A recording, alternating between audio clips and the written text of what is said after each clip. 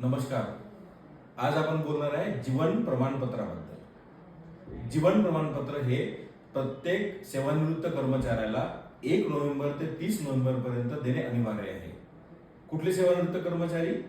केंद्रातील, राज्यातील आणि प्रायव्हेट सेक्टरमधले कर्मचारी ज्यांना EPS 95 ची पेन्शन लागू आहे.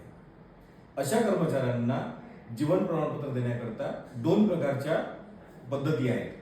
एक आहे ऑफलाईन पद्धती, बँकेत जाऊन रजिस्टरवर सही करणे. दुसरी आहे ऑनलाईन पद्धती, जीवन प्रमाणपत्राच्या वेबसाईटवरून सादर करणे. जीवन प्रमाणपत्राच्या वेबसाईटवरून सादर करण्याकरता आपल्याला कागदपत्र लागतात.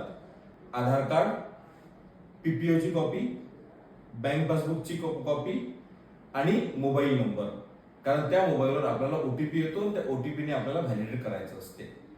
हे जीवन प्रमाणपत्र जर आपण ऑनलाईन पद्धतीने दाखल केलं तर आपण जगात कुठेही असलास तरी आपण आपल्या ट्रेझरीला ऑनलाईन पद्धतीने दाखल करू शकतो. धन्यवाद.